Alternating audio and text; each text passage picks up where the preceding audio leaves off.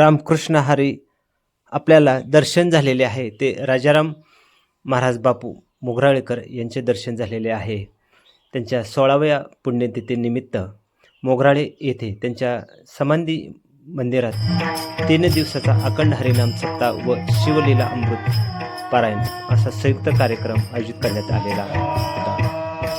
गणेश दळस महाराज, संतोष सत्रे महाराज या दोघांची कीर्तन झाल्यानंतर 3ऱ्या दिवसाचे अर्थात कालेचे कीर्तन राजाराम बापू यांचा ज्यांना सहवास लाभले ते सुनील यादव महाराज यांच्या आयोजित करण्यात आलेले होते.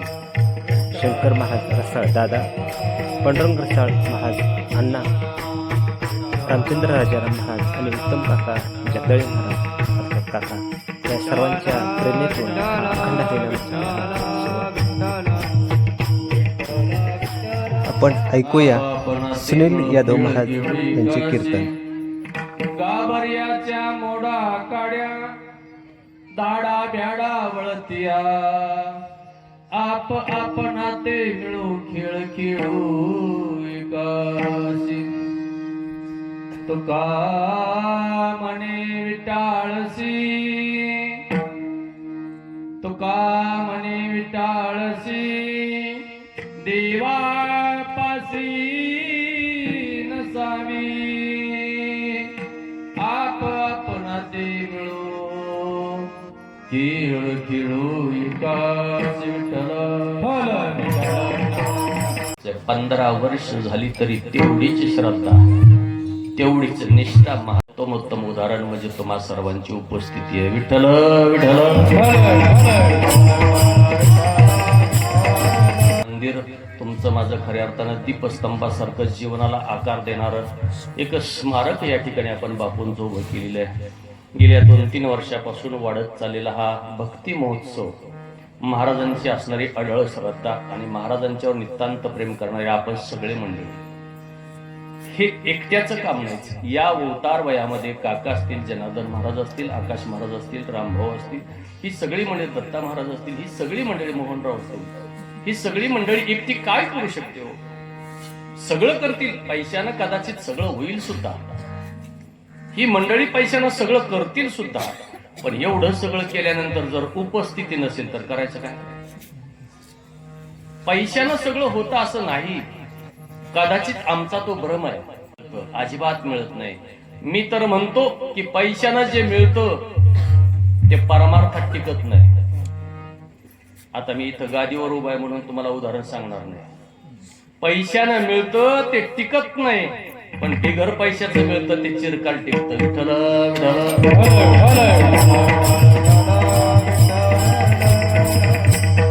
माझ्या महाराजांचं अख्खं आयुष्य असंच गेलं. हे मी तुम्हाला सांगायची गरज नाही. तुम्ही सगळेजण बसलेली समोरची सगळी मंडळी त्याचे साक्षीदार आहात.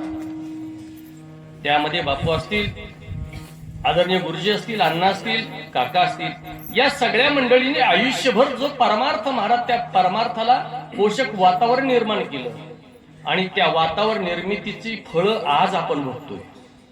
त्याचं फळ आज आपल्याला चाखायला मिळतंय. या मंडळींनी त्या काळामध्ये जर त्यागच केला नसता, जरा सोपं करून सांगू का, ज्यांच्या पुण्यस्मरणाच्या कीर्तनाला मी इथं उभा राहिलोय त्या महात्म्यानं जर जीवनात त्यागच केला नसता तर माझ्यासारखा बुवा घडला नसता. आज आम्ही कशाच्या जीवावर आहे? मी सगळ्या महाराष्ट्रात ओरडून सांगतो, हे तर घरचं कीर्तन आहे. या मधल्या घाटातनं पाऊल वाटतनं चालत जावं, कित्येक वेळेला वय झाल्यानंतर घसरून पडावं, काठी निसरून जायचं. कित्येक वेळेला मी माझ्या डोळ्यानं बघितलंय, अरे अंगावरचं धोतर आहे ते फाटलेलं आहे, सगळं पाय रक्तबंबाळ झालेलं आहे, तरी सुद्धा हा माणूस कधी कधी मनाला वाटायचं की अरे या वयात हा माणूस जिथं बसून कुठेतरी खायला पाहिजे होतं, या वयात हा माणूस एवढ्या अडचणीच्या रस्त्यानं काय येत असेल आणि त्याचं फळ काय असेल, कशासाठी येत असेल, त्याचं उत्तर आता गेल्यानंतर 15व्या वर्षी द्यायची वेळ आली. काय येत असेल तर त्याचं उत्तर आहे, कदाचित त्यांना वाटत असेल की माझ्या पश्चात हा परमार्थ कुणीतरी टिकवावा, ही परमार्थाची कास कुणीतरी धरावं आणि माझं उरलेलं कार्य कुणीतरी पूर्णत्वाला घेऊन जावं, त्याच्यासाठी मला कुणीतरी आधाराला असावं. म्हणून या माणसाचे आयुष्यभर धडपड असायची. आलेल्या प्रत्येकाला मायबापानं एक ना एक दिवस जावंच लागतं. इथं कुणी कायमसाठी राहायला आला नाही. येत नाही उरो आले अवतार, येरते पामर जीव किती. मी अनेकदा सांगत असतो, अरे त्या काळातल्या आळंदीकरांना, आकाश बाबा, त्या काळातल्या आळंदीकरांना ज्ञानेश्वर महाराज कळाले नाही. आणि जर कळालंच असते तर वाळीत टाकलं नसतं. कळालंच असतं तर काचेतली झोळी हिसकावून घेतली नसती, पायानं तोडावली नसती, मातीमोल केली नसती. म्हणजे सांगायचंय काय, अरे त्या काळातल्या आळंदीकरांना सुद्धा ज्ञानेश्वर महाराज कळाले नाही. जाऊ द्या ज्ञानेश्वर महाराजांचं.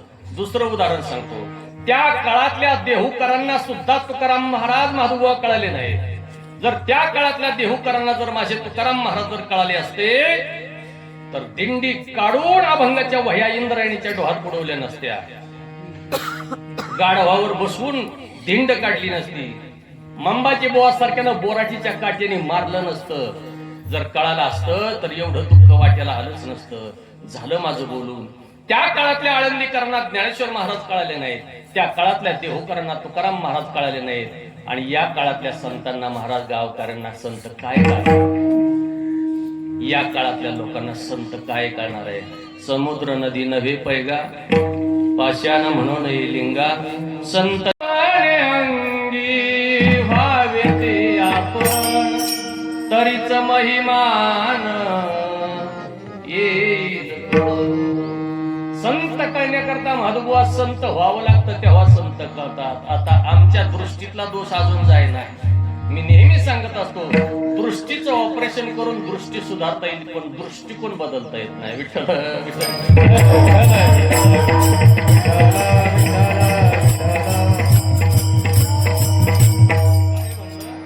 दृष्टीचं म्हणजे डोळ्याचं ऑपरेशन करून, कदाचित दृष्टीचं ऑपरेशन करून दृष्टी बदलता येईल, नजर बदलता येईल. वय झालेली माणसं डोळ्याचं ऑपरेशन करतात आणि गेलेली नजर पुन्हा मिळवतात. दृष्टी बदलता येईल, पण दृष्टिकोन बदलता येत नाही ना. घोटाळा असा आहे, वड्यातल्या नदीतल्या पात्रातनं चालत जाताना असताना अंधाऱ्या काळच्या रात्रीत कधीतरी कुणीतरी गावातल्या म्हाताऱ्या माणसानं सांगितलेलं असतं, अरे म्हणले काय सांगायचं, आमच्या आमच्या वड्यातनं जाताना, आमच्या नदीतनं जाताना तिथं भूतायती वाटतं. हे कधीतरी सांगितलेलं असतं. आणि कधीतरी भजनावनं जाताना सगळी गावात उतरतात आणि एकट्यालाच वस्तीवर जावं लागतं, तेव्हा ते बोललेलं देण्यात येतं. दृष्टिकोन बदलता येणार नाही, दृष्टी बदलता येईल. कशासाठी सांगितलं मी? दृष्टी बदलता येईल, दृष्टिकोन बदलता येणार नाही महाराज. आणि ही मोठी माणसं अवताराला येतात. जोपर्यंत मोठी माणसं या मृत्यू लोकात असतात तोपर्यंत ती मोठी माणसं जगताला कळत नाहीत महाराज. ही जगताची शोकांतिका आहे. आपण त्या पात्रतेचं, आपण त्या योग्यतेचं नसतो, म्हणून आम्हाला ते व्यक्तिमत्व समजत नाही. त्या व्यक्तिमत्वाचा आदर्श आम्हाला घेता येत नाही. आणि महाराज मी तर सांगत असतो, मोठं त्याला म्हणावं जोपर्यंत हयातीत आहे तोपर्यंत त्रास सहन करतो, आणि गेल्यानंतर महाराज पाठीमाग गवगवा जय जयकार होतो, त्याला मोठं म्हणावं. विठ्ठल हात द्यायला जमलं, आधार द्यायला जर जमलं तर बघा, पण किमान बुडणारा जर दिसला तर त्याला आणखी खोलात बुडवायचा प्रयत्न करू नका. आम्ही अनेकदा ज्या वेळेला एखादा व्यक्ती आपल्यातून निघून जातो त्यावेळेला अलीकडच्या काळात, आकाश बाबा क्षमा मागून बोलतो, पण अलीकडच्या काळामध्ये एक नवीन ट्रेंड आला, एक नवीन फॅशन आली. ती फॅशन अशी आली की सामान्यपणानं त्या व्यक्तीच्या अंतःकरणात काय चाललंय, त्या व्यक्तीच्या जीवनात काय काय घडामोडी चालल्यात हे त्या व्यक्तीनं बोलल्यावरच कळतं असं काही नाही. त्या व्यक्तीचा स्टेटस बघितला की बऱ्यापैकी कळतं की ह्याचं काय काय चाललंय. म्हणून मी अनेकदा सांगत असतो की एखादा व्यक्ती जर बुडणारा असेल, त्या बुडणाऱ्या व्यक्तीला जर तुम्हाला हात द्यायला जमलं, आधार द्यायला जमलं तर द्या, पण किमान तो बुडत असेल तर त्याला आणखी बुडत याच्यासाठी प्रयत्न करू नका, प्रयत्नशील राहू नका. ज्ञानोबाराय गोड वर्णन करतात, महात्मा कोणाला म्हणावं याच्यासाठी ज्ञानोबारांनी ज्ञानेश्वरीमध्ये एक वाघोडे महाराज ओवी लिहिली. ती अशी आहे, महाराज वर्णन करतात, का चिखली रुतली गाये, तड भाकड न पाहे, तयाची ग्लानी होय काला बोला. चिखलामध्ये रुतलेली गाय धड आहे का भाकड आहे बघायची गरज नाही, अडचणीत आहे, तात्काळ बाहेर काढतो, त्याचं नाव संत आहे. विठ्ठल विचार करतो मार्कीतच नसेल ना, बरं एवढा अट्टास करून बाहेर काढणार आहे, मग बाहेर काढलेली ती दूध देईल का? निदानच्या पाण्याचं तरी भागावं, भाकड असली तर तिला सोडवून तरी खायला, कारण धरणीला भार कशाला एवढा त्रास करून घ्या.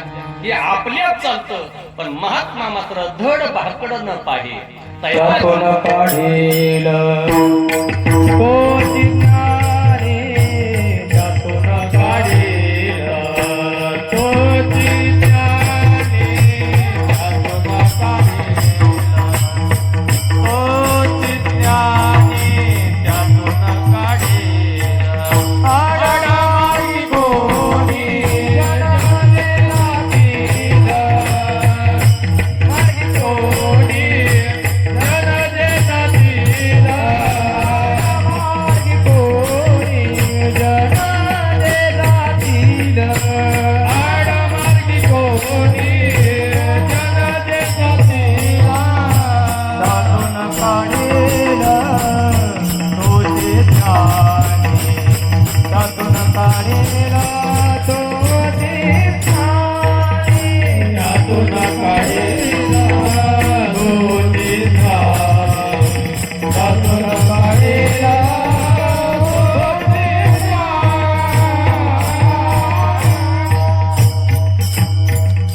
आपण सगळेजण सांप्रदायिक उपासक आहोत. महाराज नित्यपाठामध्ये सांगतात, आडमार्गी कोणी जन जे जातील, त्यातून काढील तोची ज्ञानी. ज्ञानी कोणाला म्हणावं? गीता, भागवत, गाथा, ज्ञानेश्वरी तोंडपाठ आहे, पण वागायच्या नावानं बोंब आहे. तोची ज्ञानी नाही. महाराजांनी सोपा मंत्र सांगितला, आड राणी कोणी जन जे जातील. जो कोणी आड मार्गाने जाईल, जो कोणी नको त्या वाम मार्गाने जाईल, त्यातून जो बाहेर काढतो तो खरा ज्ञानी आहे. बुडत्याला आधार देतो तो खरा ज्ञानी आहे. आणि म्हणून आम्हाला सवय आहे महाराज, मी सांगत असतो, आमचे महाराज नेहमी सांगतात, एखादा व्यक्ती गेल्यानंतर आपण स्टेटस ठेवतो, भावपूर्ण श्रद्धांजली. आणि जरा शिकलेली लोक म्हणतात मिस यू, नाही का? असं नका, जसं कलियुग आहे तसं वागावं लागतं. काही शहाणी लोक लिहितात मिस यू. अरे मी तर सांगत असतो, एखादा माणूस मेल्यानंतर त्याचा फोटो स्टेटसला ठेवून खाली मिस यू लिहिण्यापेक्षा जोपर्यंत हयात आहे, जोपर्यंत जिवंत आहे, तोपर्यंतच विथ यू लिहा ना. काय म्हणलं? तोपर्यंत विथ यू लिहा ना. गेल्यानंतर मिस यू लिहिलं काय, त्याच्या मागं पण माग गेला काय, काय फरक पडेल जगात? आणि म्हणून हे कशासाठी सांगितलं? अरे बाबा रे, जे जे कोणी संत या मृत्यू लोकात जन्माला आले, त्या जन्माला आलेल्या प्रत्येक संतांच्या वाट्याला समाजानं मान, अपमान, निंदा, स्तुती या सगळ्या गोष्टीला महाराज समशत्रूचे मित्रेचे तथा मानापमानो शीतोष्ण सुख दुःखी शिव समसंग विवर्जित. ज्ञानोबर आहे. ज्या वेळेला गीतेचा 12वा अध्याय आपण पाहतो, त्यावेळेला महाराज भगवान परमात्म्यानं सांगितलं, शत्रू मित्र मान अपमान निंदा स्तुती या सगळ्याला सामोरं जावं लागतं, त्याला म्हणतात महात्मा. त्याला जर बारकाव्यानं जर बघितलं तर इकडं 2 टोक आहेत, एक प्रपंच आहे आणि दुसरा परमार्थ आहे. या विरुद्ध टोकाच्या 2 बाजू आहेत. प्रपंच एक टोक आहे आणि परमार्थ दुसरं टोक आहे. प्रपंच करायला गेला तर परमार्थाला धक्का लागत नाही, आणि परमार्थ करायला गेला तर प्रपंचात पाय ठेवता येत नाही. घोटाळा असा आहे. आम्हाला कसं वाटतं? आम्हाला वाटतं प्रपंच करत करत परमार्थ साधावा.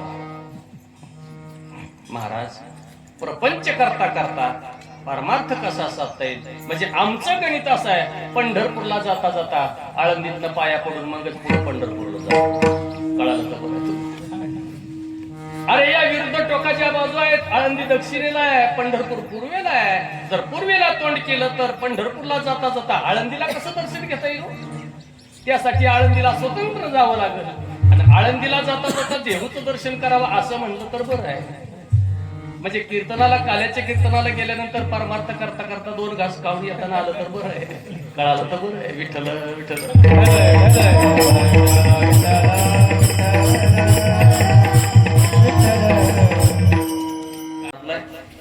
या अभंगावर महाराजांचं एकदा मी चिंतन ऐकलं होतं, आणि त्यावेळेला महाराजांनी हा अभंग घेतला होता. मी पहिल्यांदा तो अभंग कीर्तनाला घेतोय.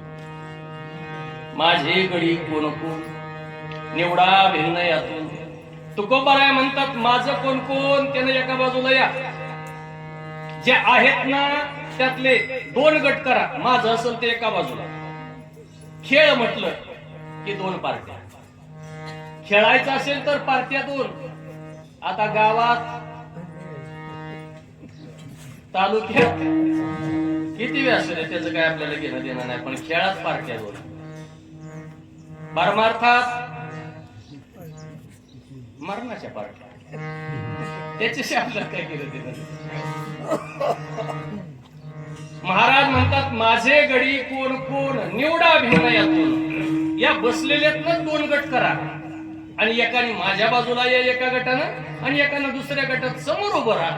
म्हणले देवा तोंड बघून तू तुझ्याकडे घेणार आणि बाकीच्या अलीकडे घालणार, म्हणजे इथं भेदभाव आला ना. देव म्हणला इथं आपलं बरं नाही, खेळाय पुरतं बाजूला जायचं गडीवर. आपण एकमेका संगच खेळणार आहे. तुम्ही जर इथनं अलिप्त गेला नाही, बाजूला गेला नाही, तर आपण खेळणार कोणा संग. आणि म्हणून आपणा ते मिळू, आपण आपल्या सोबतच मिळायचे आणि खेळ खेळू एकाशी एकमेकाशी खेळ खेळायचा आहे. पण काही पोरं म्हणली देवा तुझ्या बी पार्टीत नको आणि ह्याच्या बी पार्टीत नको, आम्ही आपलं तटस्थ भूमिकेत आहे. काही काही लोक तशीच असतात, याला बी मत द्यायला नको त्याला बी मत द्यायला नको, आपलं नोटा दाबायचं नाही काय. तसं काही पोरं हुशार होती, ती म्हणजे महाराज तिकडं नको देवा तिकडं नको देवा. मग देवाने सांगितलं तुम्ही घाबरता. अरे कुठं तरी गेला आणि विजय पराजय जीवनात ठरलेलं असतं, त्यात काय असतं एवढं. पराजय म्हणजे विजयाची सुरुवात असते, लक्षात ठेवा.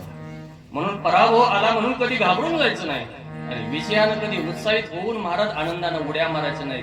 कारण आजचा विजय महाराज एक ना एक दिवस तो पराजयाला कारणीभूत असतो आणि आजचा पराजय मात्र भविष्याची नांदी असते, तो कधी ना कधी तो विजयाला कारणीभूत ठरतो. मग मला एक काम करा, तुम्ही घाबरताय ना, तुम्ही खेळूच नका, नुसतं बघत बसा वाट्यावर बसून. घाबर्याच्या मोरा काढ्या दाडा भ्याडा वळत्या. तुम्ही भेकाडाय ना, तुम्ही भ्याड आहे ना, मग तुम्ही काय करा, आम्ही इथं खेळत बसतो, तुम्ही तेवढी गुरं वळती करा. मोकळं बसून तर तुम्हाला कसं चालत. तुम्ही काय करा, अरे जनावर गायी वळून आणायचं काम तुम्ही करा. दाडा भ्याडा वळती आणि शेवटी तुकोबा आहे म्हणजे महाराज जरी तुम्ही तिकडे असला आम्ही इकडे जरी असलो तरी आपपर हा भेद इथं नाही. परमार्थामध्ये आपपर हा भेद नाही. तुकोबाराय म्हणतात तुका म्हणे विट आळशी देवापाशी नसावी. बाबा रे देवाजवळ विटाळशी नसावी, म्हणजे इथं मात्र शुद्ध अंतःकरण घेऊन आपण एकमेकाशी खेळ खेळायचा आहे आणि तो खेळ आता आपण सुरू करू असा दिव्य संदेश भगवान कृष्ण परमात्मा आपल्या सवंगड्याला देत आहेत. माहित असेल होता ज्यांच्या मंदिरापुढे कीर्तन आहे ना, ज्यांची पुण्यतिथी आहे ना, लिझिम हा प्रकार काय असतो आणि लेजमाट ढोल्या कसा असावा हे जर कोणी जर कुणाला जर कधी जर भविष्यात प्रश्न पडला तर त्यांना एकच उत्तर सांगा. मोगराळ्यात राजाराम बुवा नावाचा एक माणूस होता, त्यांच्यासारखा ढोल आतापर्यंत कोणी वाजवला नाही आणि इथून पुढे तसा ढोल कोणी वाजवला. मला उगाच थोडं बघायला मिळालं, फार नाही थोडं. ढोल हा प्रकार बापूंचा मला थोडा बघायला मिळाला, जास्त. मी मात्र त्यांची भारुडं बघितली, कीर्तनं मात्र खूप आहे, त्यांची कीर्तनं खूपच आहे. पण ढोल वाजवणं काय असतं ही सगळी भाऊभाऊ खाली यायची इथनं मधनं. आणि त्या काळात आमच्या इथं तलावाचं काम चालू होतं. लोक त्याला ग्रामीण भाषेत ब्रास काढणं म्हणतात, पण तो ब्रास हा एक इंग्रजी शब्द आहे. मग ते आखून दिलेलं असायचं त्या मुकदमानं. मग ते दिवसभर यांनी टिकावानं उकरायचं, खोऱ्यानं ते घामेल्यात भरायचं आणि ते पिचिंगवर नेऊन पट्टीला वाटायचं. आपापलं काम झालं की तो मुकदम यायचा, त्याचं माप घ्यायचं आणि मग कामाची सुट्टी झाली. मग दुपारी मधली सुट्टी झाली की काम सकाळी 6लाच चालू असायचं. उन्हात कोण काम करते आणि दुपारच्या उन्हाच्या वेळेला या लोकांची करमणूक कशी होणार. संतांचं अंतःकरण काय असतं बघा. उन्हाळ्याच्या वेळेला काबाड कष्ट केलेल्या या माझ्या शेतमजुराचं, काबाड कष्ट करणाऱ्या माझ्या मजुराचं करमणूक कशी होणार, मनोरंजन कसं होणार, ही तळमळ या बाबाला होती. आणि म्हणून दुपारच्या वेळेला 2:30, 3, 4 वाजले की ढोलाव थाप पडलीच. आणि मग एवढं कष्ट केलेलं, कुणाचा गुडघा दुखतोय, कुणाचं कंबाट दुखतंय, कुणाची मान दुखतंय, पण तसलं गडी महाराज लेजमाव ढोलाचं तालाव महाराज नाचायला लावायचे. मग माणसं मोकळं झाली की आपापल्या घरी पळायची. तिथूनच परमार्थ सुरू झाला. मी कशासाठी सांगितलं, आकाश बाबांनी एकच प्रमाण दिलंय, आडमार्गी कोणी जन जे जातील, त्याच्यासाठी सांगतोय मी. अरे या थकलेल्या लोकांना कुठंतरी अंतःकरणात विसावा मिळावा ही महाराज अंतःकरणात भावना होती. काम तर त्याही मजुरांनी केली, कामं त्या मजुरासोबत याही सगळ्या भावांनी केली, पण त्यांना वाटत होतं आलेला थकवा घालवण्याकरता आता ती आपली जबाबदारी आहे. नाहीतर ढोल वाजवल्यावर पैसे मिळतील असं काही नव्हतं तेव्हा, तसं काही नव्हतं. पण या लोकांची करमणूक झाली पाहिजे आणि उद्या ही सगळी माणसं ढोलाच्या आशेनं का होईना पण पुन्हा कामावर आली पाहिजे. आणि कामावर आली की त्यांची चूल पिटली पाहिजे. ही अंतकरणात ज्यांची तळमळ होती त्यांचं नाव संत आहे, लक्षात ठेवा. त्या काळातल्या लोकांना नसल कळत, त्यांच्या बुद्धीचा दोष आहे, कारण लोकांना कळत नाही. जाऊ द्या. मी का सांगितलं तर वसुदेव देवकीचं कोणत्याही वंशजानी कोणत्याही वारसानी सगळं आयतं आपल्याला मिळावं अशी कधीच अपेक्षा करायची नाही. संघर्षातनं स्वतःचं निर्माण केलेलं साम्राज्य चिरकाल टिकतं. आपुलिया पाना करा सोडवण, आपुलिया पाना करा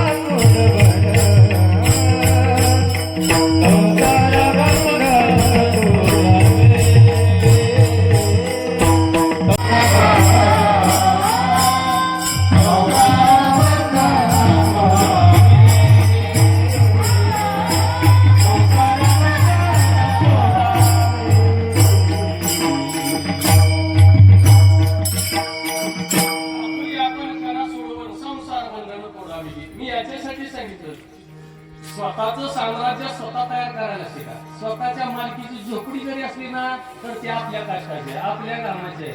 दुसऱ्याचा राजवाडा आपल्या काय कामाचा आहे, त्याचं पोर मरलं मग मला दत्तक घेतली, मग मी ऐका राजवाड्यातला माझा सोडून असली स्वप्न रंगवायचं सोडून हे स्वतःचं साम्राज्य महाराजांनी स्वतः तयार केलं. शेवटच्या श्वासापर्यंत मरेपर्यंत शेवटचं शब्द आहे. आणि काही झालं तरी चालत पण माझ्या दादाला पण सोडू नका, एवढा शब्द शेवट. गुरुनिष्ठा काय असावी हे या माणसाकडून शिकवावं. साधी राहणी, उच्च विचार, राहणं मात्र साधं. एकांतात बसल्यावर कायम पायावर तिळी टाकणार, डोळं मिटणार. ऐकायला सगळं येत होतं बरं का, तुम्ही गैरसमज करू नका. तुम्ही सगळ्यात हळू जर बोलला तर पडदिशी डोळे उघडायचं नका, पण मोठ्याने बोलला तर डोळे उघडत होतं काय नाही. लोकांना वाटायची बहिर झाले जगात पिशाच्या अंतरेच्या सदा ब्रह्मी जाणार निघून. लोकांना वाटायचं बहुतेक ऐकायला येत नाही वाटतं, पण हळू बोललं की लगेच म्हणत काय म्हणत होता याला म्हणायचं महाराज अंतकरण. हे जे अंतर्मन होतं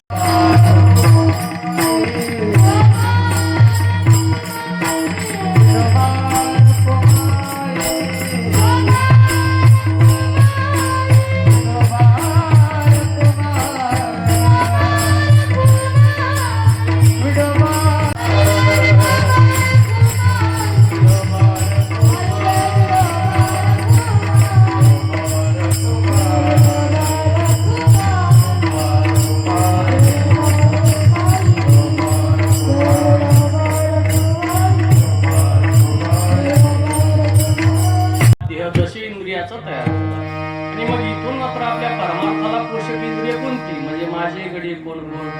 आत्मा जीव किंवा प्राण या इंद्रियाला म्हणतो माझं कोण आहे त्याने एका बाजूला आहे. कारण सगळंच आपल्या असं नाही. आता वेळच खूप कमी आहे, गोड चिंतन आहे. आणि जे चिंतन महाराजांच्याच मुखात मी अनेकदा ऐकलेलं आहे, त्यांच्या आवडीचा अभंग म्हणून मी हा अभंग घेतला.